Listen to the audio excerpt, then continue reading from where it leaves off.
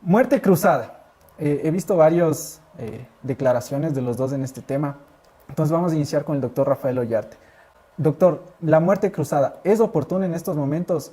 ¿Sí o no? ¿Y por qué? A ver, lo que pasa es que la mal llamada muerte cruzada puede ser iniciado por el jefe del Estado o por la Asamblea. En ambos casos, indicando que el otro se ha arrogado funciones o que existe una grave crisis política y conmoción interna. Y en el caso del presidente de la República, agregando la causal esta de obstrucción al Plan Nacional de Desarrollo. Ahora, ¿cuál es la diferencia políticamente, no?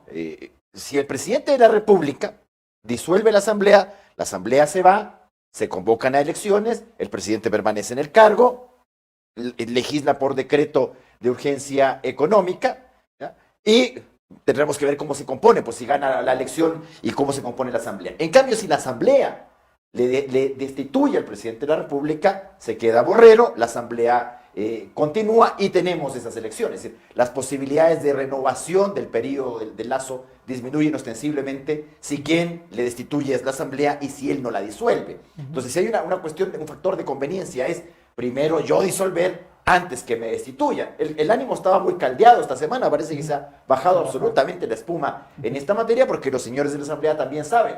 ¿Pero es oportuno? A ver, oportuno, si uno dice esto va a terminar en muerte cruzada, lo oportuno es hacerlo hoy día, porque tu popularidad presidencial siempre va a bajar. En cambio, para los amigos asambleístas también es una dificultad, porque ellos tienen que calcular, a ver, yo soy Pachacuti, voy a sacar el bloque que saqué en la elección anterior. Yo soy izquierda democrática, voy a sacar los asambleístas que saqué antes. Aquí naturalmente el que gana de angas o de mangas es el correísmo, no hay que engañarse. Entonces los que se sobarán las manitos serán los amigos correístas. No. Aquí hay muerte cruzada y vamos no solamente a obtener un bloque mayor, porque le vamos a sacar a Pachacuti y a Izquierda Democrática unos escaños, sino que incluso probablemente puede que Lazo no triunfe en esa elección y nosotros ponemos, ojalá que alguien no tan payasesco como el último, sino un candidato más o menos razonable, ¿no? No tanto como replicar, sino aclarar. A ver, no es un sistema parlamentario propio porque en el sistema parlamentario ocurren dos cosas. Primero, como el jefe del gobierno proviene del parlamento, de uno u otro modo, tú le puedes dar voto de desconfianza por lo que sea, es decir, no necesitas causal. Y lo mismo ocurre con el jefe del gobierno. Él puede disolver el parlamento por razones eminentemente políticas, obtener una mayoría parlamentaria mejor, etcétera, etcétera. Ahora, claro, lamentablemente la Constitución nos dio los dominios correístas, y como buena Constitución correísta, mal hecha. ¿Qué tal si la Asamblea inicia el procedimiento de destitución presidencial? Se te quedó la norma, pues bonito. El presidente no puede disolverte antes. Se te olvidó esa norma elemental que aparece en las constituciones europeas. Iniciado el proceso de desconfianza, el jefe del gobierno no puede disolver la asamblea. Lo más que a esta gente se le caen las normas nomás, pues cosa de agarrar un libro y leer de vez en cuando. Pues. ¿Es común que, por ejemplo, las constituciones establezcan un poder tan amplio al Ejecutivo como para que se pueda disolver el Legislativo, doctor Ollarte? A ver, lo que ocurre, lo que ha dicho Mauro, hay que hacer una precisión. Claro, en los 90 se produjo todo un fenómeno de presidentes que, hablando de la partidocracia y cosas por el estilo como Fujimori, disolvían los congresos dando autogolpes.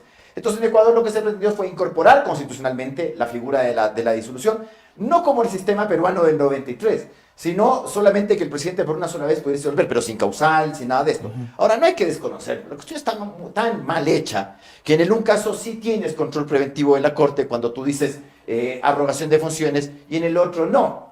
O sea, ya con eso la hiciste mal. Ahora, la Constitución la hicieron los correístas para Correa, no para otro.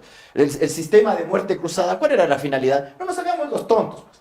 La finalidad era, yo tengo una mayoría parlamentaria, pero ya sabemos cómo son los parlamentarios. Pues el día de mañana se me hacen los exquisitos. 4 años para adelante son muchos. Entonces, aquí puedo tener díscolos. Entonces, ¿cómo aseguro que el díscolo no me esté fregando la paciencia? Por ejemplo, esas asambleístas que hablaban del aborto y a mí no me gusta. ¿Cómo hago para frenarte? Entonces, sencillamente dijo, te amenazo con una muerte cruzada. Te recuerdo que Correa amenazó de muerte cruzada varias veces. Uno, en un caso que yo defendí, al fiscal Pesantes, ¿ya? A Washington Pesantes.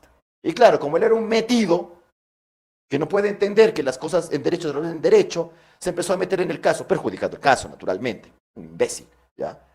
Porque claro, quería favorecerle al acusado y al final lo terminaba fregando. Es terrible. Entonces, ¿qué decía? Muerte cruzada. Entonces, ¿pero cuál es el problema? Claro, hay unas elecciones anticipadas y a vos no te voy a poner en las listas. Entonces, iraste nomás como la María Paula Romo a otra parte, a ver si ganas. Pero es normal, pues. Si es una constitución hecha por correístas para Correa, no. ¿Qué podemos decir? Que no es así. A ver, el sistema institucional, el tema del famoso hiperpresidencialismo del 78, en lo absoluto, con la constitución del 78, el presidente de la República estaba totalmente sometido a las mayorías parlamentarias. De hecho, ahí uno veía presidentes que tenían que... era otra cosa. Ya le veo a Correa, pues, con la constitución del 78, en los tiempos de Febres Cordero. Pucha, se lanza por el quinto piso, pues, o sea, se muere, no puede, pues, o sea, tampoco yo no le estoy dando ningún mérito al señor, estoy diciendo que es un incapaz nomás, que necesitaba esto, que además copia el carbón de la cuestión de Sangolquí, el sistema institucional, con algunos agregados, por si acaso. Y otra cosa, una cosa es que Sixto Durán Ballén en el año 95 diga, este tema quiero incorporar, y otra cosa es que te lances toda una constitución con 2 libras de suave y 20 de hueso, en que la gente no lee lo que está aprobando. Porque, perdón, ni los parlamentarios, ni los asambleístas constituyentes sabían lo que estaban aprobando. Yo he tenido debates con gente que aprobó la asamblea y no tienen la más pálida idea de lo que estaban aprobando. Peor la gente que fue a votar, pues. Porque no es que te leíste 444 artículos para decir, sí me parece que la de Montecristi es mejor que la de Sangolquí. No, propaganda, cosas, fuegos artificiales. Pues esa es la diferencia entre aprobar una constitución y aprobar una reforma a la Constitución. ¿Cuáles han sido las implicaciones de una muerte cruzada o algo similar en otros países? A ver, una aclaración. Por eso le dije, 20 de suave, 2 de suave, 20 de hueso. O sea, el tema de los ministros estamos totalmente de acuerdo. ¿Y el resto? Porque también, sí, la Constitución de los derechos para que el secretario jurídico de la presidencia le lance la orden a Yalc, ex secretario privado de Correa, presidente de la Judicatura, diciendo, juez que concede acción de protección, juez contra el que se le repite. No, dejémonos de tonterías. Por eso de escribir cosas en las constituciones, para que valgan perinola, por no decir la palabra correcta, ya, pues. Entonces, y de venir aquí a convencer a la gente. Que el sistema de asignación de la Constitución del 98 no era perfecto. Si yo no soy de los que quiere volver a la Constitución del 98. A ver, si me preguntas, el sistema de asignación de autoridades debe ser directo, para que te hagan responsable. Porque por último, con concurso y todo, ¿quién decía quién debía ser el fiscal de por los 8 costados? El fiscal Chiriboga, gran fiscal. ¿Y dónde está el concursete? Pues si ya lo estaba nombrando Correa. Entonces no mintamos, pues. Concursos para que nombre el que yo digo. Chistoso, pues. De hecho, ahora estamos en un concurso y la gente se espanta. Hay discrepancia en la comisión. ¿Sí, acaso que somos unos borregos mandados ahí a hacer lo que me están diciendo? No es así, señor. Los sistemas de designación son complejos. Entonces, que usted me diga que aparentemente tiene un concurso para nombrar fiscal, contralor, ni sé qué, ni sé cuánto, y que al final sea un nombramiento solapado indirecto, para yo después no hacerme responsable del nombramiento, para eso sirve el concursete de la Constitución del año 2008. Y respondiendo a la pregunta, en el Perú hay algo parecido, ¿ya? Es decir, el presidente puede disolver el Parlamento. Vizcarra lo hizo pensando de que, claro, iba a tener una mayoría parlamentaria diversa. Hizo muchas cosas. Le fue peor, pues. Le fue peor. ¿Ya? Y también ocurre que en el sistema peruano usted le puede vacar al presidente de la República por incapacidad moral, que nadie cacha mucho qué es esto de incapacidad moral. Ahora incluso a Castillo le están echando el ojo para ver si lo incapacitan. Pero ahí no es muerte cruzada.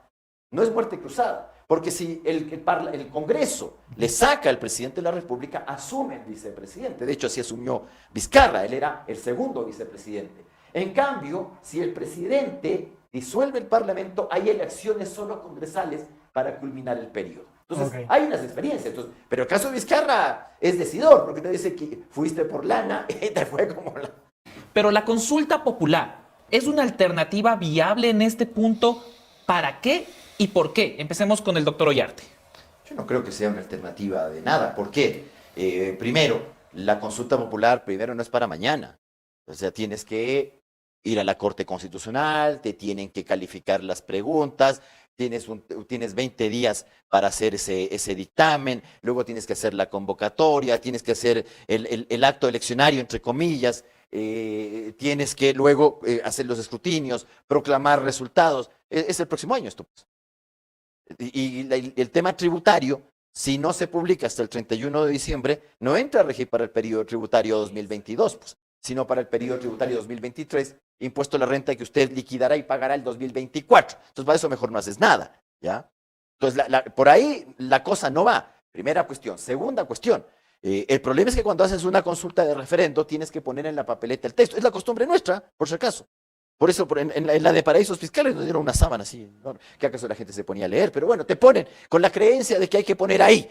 No vaya a ser que te cambien después, como tenemos desconfianza con los políticos, de que, pero me dijo que la ley era una y de repente me aparece otra, entonces escribo en la papeleta. Entonces yo decía, aquí te van a entregar un libro. Entonces, y no faltará pues, que se pone a leer, a ver, es que voto consciente. Pues, 5 días después, veamos si puede marcar la papeleta. Entonces, no, para mí el tema de la consulta popular, a alguien se le ocurrió, para mí fue un tema absolutamente descartado, por lo menos en lo jurídico, salvo que buscara otra fórmula política, es decir, en el sentido de cómo se hizo, pero esas son cosas odiosas, ¿no? Por ejemplo, la consulta del 2011.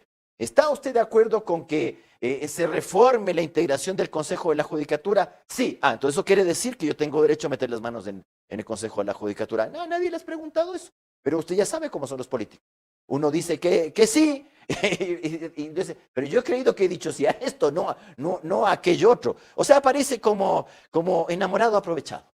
Doctor Andino, la misma pregunta, enfocándonos también en lo político, recordando, claro, usted fue candidato a la alcaldía por el correísmo allá por 2014-2015, me parece, bajo esa lógica, bajo la lógica del movimiento que hizo varias consultas en su periodo y también Moreno más adelante, ¿es prudente llamar ahora a una consulta popular?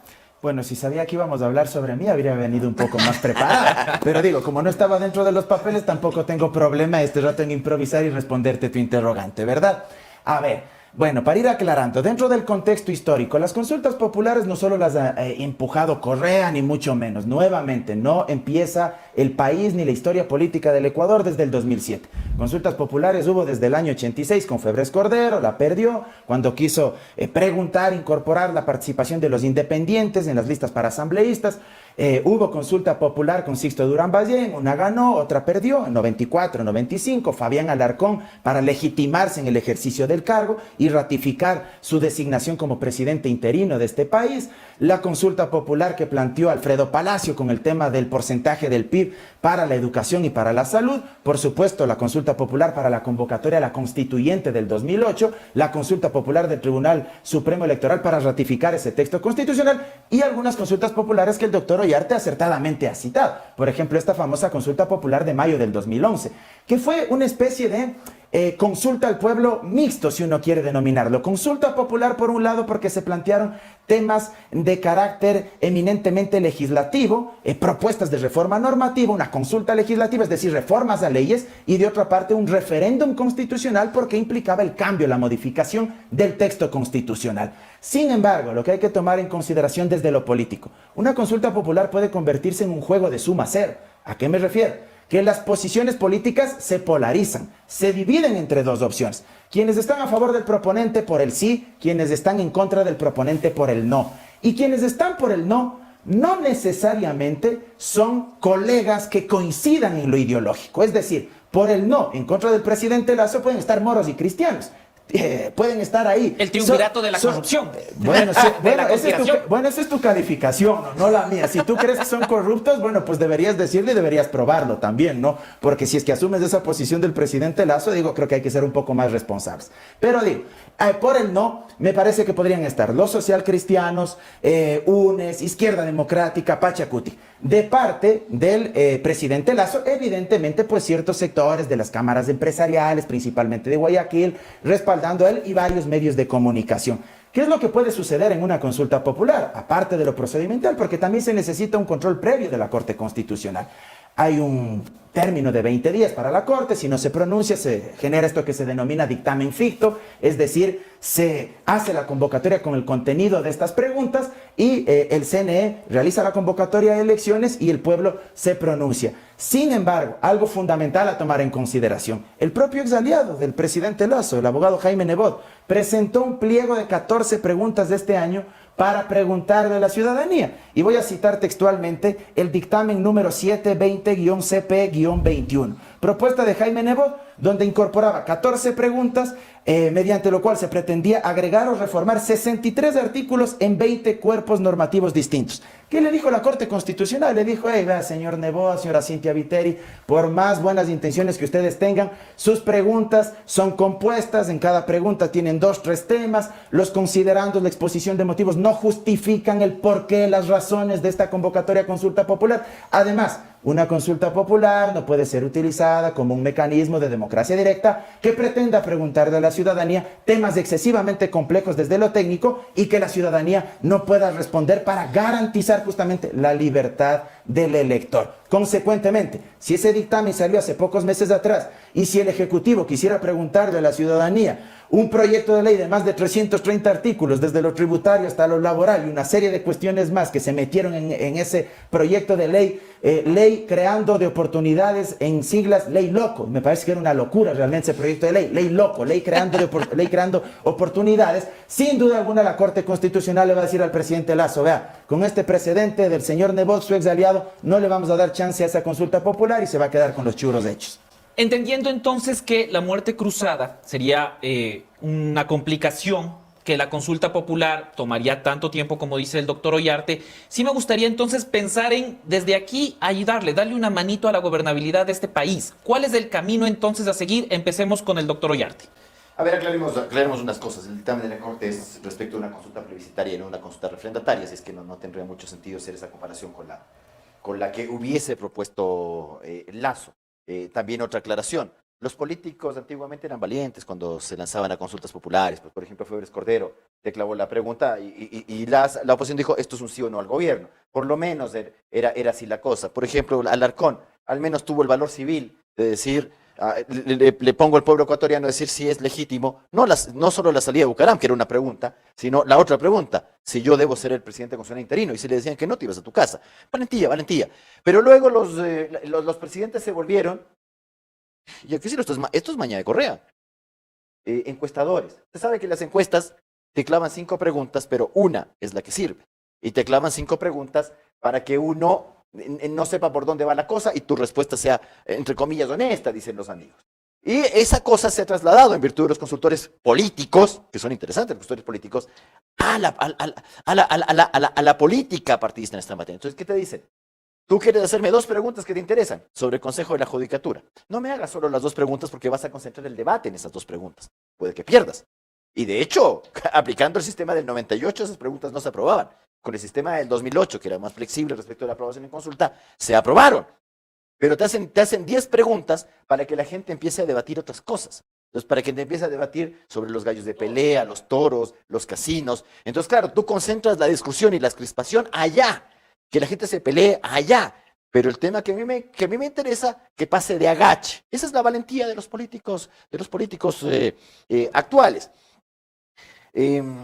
Respecto también, cuando alguien dice, un político es corrupto, no, tú eres político, no le digas, la respuesta no es, tráeme las pruebas.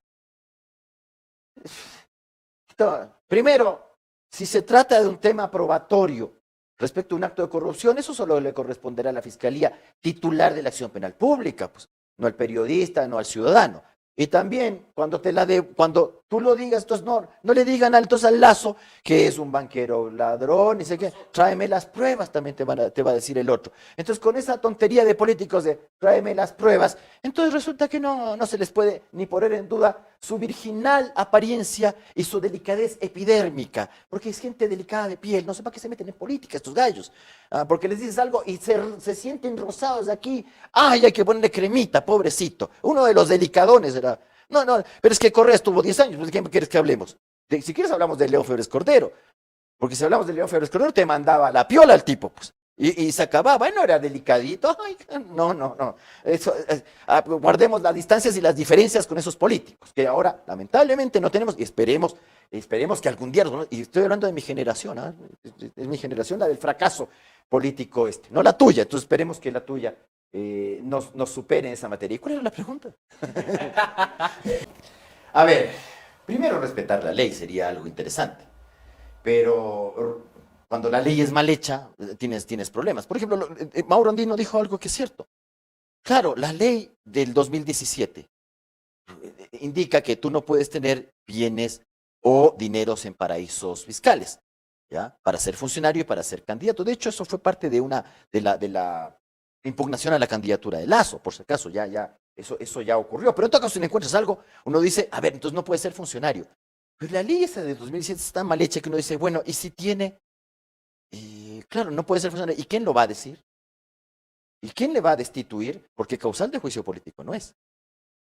Causal de la mal llamada muerte cruzada tampoco. ¿Puede el contralor destituirle? ¿Dice la ley eso que le puede destituir? ¿Qué pasa cuando el contralor ha destituido a funcionarios de elección popular? A Glass le destituyó. Y hasta que no lo metieron a la cárcel, el señor siguió siendo vicepresidente de la República. Y podemos seguir nombrando a varios que el Contralor destituye porque tiene la facultad. Ajá. Es así en la ley de la Contraloría. Pero claro, o sea, a ver, yo sigo insistiendo en esto. Ley mal hecha. O sea, yo no tengo problema con que me digan las consecuencias jurídicas son estas. Pero uno dice, ¿por qué se hacen las leyes así? ¿Por qué tú haces una ley en que parece que la cosa es muy grave y cuando llegamos a la aplicación de consecuencias se te cae todo a la estantería? Claro, porque tú no sabías pues quién iba a ser el presidente de la República del 2017 y no sabías que el otro se te iba a salir por otra parte, pues. Entonces, claro, me dices esta cosa para el día de mañana ponerme a discutir de que sí pasó esto, pero lo siento mucho. Cosas mal hechas. Son cosas que yo sospecho. Yo siempre he sospechado de esos errores y cuando no veo un error así, ese error no es intencional. Y te lo digo francamente. Por ejemplo, el tema cuando le meten en la sentencia lo del influjo psíquico. Digo, perdón, está metiendo esa cosa para evitar la extradición. Porque con esa cosilla bien difícil que alguien te conceda una extradición. Porque claro, tú tienes el principio de doble criminalidad. Entonces, no solamente que el cohecho debe ser delito en Ecuador, sino en Bélgica, que ha de serlo. Y no solamente que tú debes condenar por autor mediato en Ecuador, sino que tiene que existir la posibilidad de en Bélgica de condenar por autoría mediata, que estoy seguro que también existe la autoría mediata en Bélgica. Pero alguien dirá en Bélgica, pero es influjo psíquico autoría mediata y hasta ahí llegó tu cosa y te niego la extradición. Entonces cuando yo veo esas líneas metidas ahí, digo, claro, le estás condenando, pero estás imposibilitando la ejecución de la condena porque no le vas a poder extraditar. Lo mismo pasa con esta leyecilla del 2017 de paraísos fiscales. Una ley terrible, pero inaplicable. No, déjese de tonterías. Esos son los engaños de los políticos. Entonces, ninguna nación se desarrolla solo teniendo recursos naturales. Naturalmente es imposible que una nación se desarrolle con políticos ladrones. Eso es imposible, ¿ya? Porque eso te genera una absoluta desconfianza. Con un país plagado de corruptos, la cosa no se va a solucionar. ¿Quién viene a invertir en un país donde le van a decir, está bacán su proyecto, pero si no hay tajada, nadie? Por eso se encarece todo. Por eso la vía Collas te costó 200 millones. Hasta Correa se asustó. No sé si se asustó porque no sé, no. Pero que yo dije, que hasta este se asuste. O sea, dije, Doctor Ollarte, ¿existe tal triunvirato como lo mencionaba el presidente de la República? Son nombres simpáticos que ponen los políticos para que uno se acuerde, está bien, ya, así les llaman. Entonces, es parte de la estrategia política. Exacto. Porque además, del cliché, de la etiqueta. En política, usted ve muchas veces, los políticos se mandan a la piola en el debate, se apagan las cámaras, te abrazas y te vas a tomar un café. A mí me han pasado en debates. No, esto ha sido muy simpático. Hemos tenido unos debates sanguinarios y después... Con el que me tocó a mí el otro día, yo le vi a usted en hora 25. Con el mismo actor, sí. Con el mismo no, pero con otro de Correa, con el abogado Franco. Y claro, yo llevé a mi hija, me acuerdo. Y mi hija estaba asustada y al final nos despedimos. Ya, no sé qué. Como que quedó viendo así, ¿qué fue esto, no? Sí, porque, a ver, el debate debe ser eso. Pero también hay otra cosa. A mí no me gusta del tema de los políticos. Yo soy derechista, y derechista en serio. A mí no me gusta la derechita. Ese, perdón, que ¿puedo decir? Puede decir, sí, pendejo chistoso con cara de sonriente mal hecho. Sí. Así de que dice que es de derecha, pero no es. Ya. Eso a mí me enferma esa cuestión. Entonces, yo soy, en España, no tengo idea, no lo he eso escuchado. de la derechita. No, no, Eso no utiliza tengo idea. Vox en No, bueno, España, entonces- ay, Abascal, eso de la derechita. No lo había escuchado. No, y francamente. le invito a que googlee el ¿Qué- Vox qué- en qué España. me importa que lo ha No, dicho no, el otro, no man? solo le digo, me sorprendió porque digo, creo que hay una Me derecha hubiese democrática, asustado, me creo que hay hubiese- una derecha democrática, pero ya la derecha de No, Vox yo- de a ver, España a ver. ahí sí ya me empieza a asustar un poco. Yo soy derechista. Entonces, cuando yo tengo mi opinión, no la varío por la carita del chancho. Si por ve que usted ejemplo, también hace por política y hace ejemplo, un momento usted me dijo yo soy político, por ¿se da ejemplo, cuenta, doctor? por ejemplo, no, me refiero a la política partidista. Yo tampoco hago política Bueno, pero partidista. en solo este quisiera terminar esta idea. Entonces, los amigos políticos, cuando están en el poder, le observan al otro las tonterías que hace. Pero se conforman precedentes. Entonces, ¿qué te dicen? Pero si Correa también decía eso. Ah, pero si lo hizo Gutiérrez. Entonces tú dices, entonces, como lo hizo el anterior y a mí me conviene, yo lo hago y lo corrijo y lo aumento. Por eso, a Lazo, cuando estaba con la tontería esta de publicar el decreto ley, ¿cómo va a publicar el decreto ley si no han transcurrido los 30 días? ¿Acaso es que yo tengo que opinar para hacerle un favor a alguien? Y tengo que decir, no, como lo dice Lazo, sí, si pasan los 30 días, publique nomás el decreto ley. No, si yo borrego no soy. Entonces yo no voy a acomodar el discurso a que le conviene o no le conviene. No. Y cuando digo yo soy derechista, me vale si la Constitución tiene cuestiones de izquierda. Eso hay que respetarlo y se acaba. Y si a mí no me gusta la Constitución, se cambia o se reforma. Pero mientras no se cambie o se reforme, se respeta nomás. Pero yo recuerdo que los amigos de acá, cuando uno decía, es que la Constitución dice, pero si usted estaba en contra de la Constitución, ¿y acaso que la Constitución a mí no me obliga? O sea que porque yo voté que no a la Asamblea Constituyente, voté que no a la Constitución, voté que no a todas esas cuestiones. Porque sí voté leyendo, pues, para comenzar. Ya, pero existió triunvirato, triunvirato de Triunvirato, no, conspiración. esa es una cuestión que tú dices, a ver, ¿hay obstruccionismo? Hay obstruccionismo. Ok. Sí, o sea, a ver si te sale ahí un comunicado paladino, infame, de jefes de diciendo, a mí ni me presente los proyectos de ley porque se los voy a negar. A mí eso me sorprende, pues, porque yo estoy de acuerdo. A ver, y por si acaso, yo sí dije antes hay 2 materias en el proyecto de ley, tiene que dividirlas, no puede presentar así. No puede presentar así. No es que porque usted es Lazo sí puede hacerlo. No, si solo hemos criticado. Pero también hay que decir otra cosa. La Corte Cervecera y la Corte actual han sido harto permisivas en este tema de la materia y que el hilo conductor, o ¿cómo le llaman el otro? Que tiene que haber conexidad, que... No, pero hay otra palabra que les encanta a los abogados de ahora decir eso. Hilo conductor, eje transversal. Con eso hemos arreglado absolutamente. Entonces yo digo hilo conductor. Y que no hay que ser ni muy rígido Exacto, ni muy flexible, sino un todo control lo contrario. intermedio. Entonces es Exactamente. bastante ambiguo, esa es Ni la palabra, rígido ni flexible. intermedio. Dice. Entonces, espérate, se generan estos problemas. Son precedentes obligatorios de la Corte. Entonces yo digo, Ok. sí, a mí no me gusta, pero pues, si yo me voy por ahí, tendría que aceptar, como ocurrió con la Ley de Defensa de Derechos Laborales, pues, confiscando utilidades a los trabajadores. No me venga a decir a mí un correísta que defiende los derechos de los trabajadores. A mí no me venga. Yo solo me leo la Ley de Defensa de Derechos Laborales, que tenía ese nombre sardónico de Defensa de Derechos Laborales, fregando a los trabajadores. A mí no me vengan con ese cuento. Y no me vengan con el cuento de que los impuestos son malos cuando los pone el otro y son buenos cuando los pongo yo. Como por ejemplo, cuando hubo el terremoto.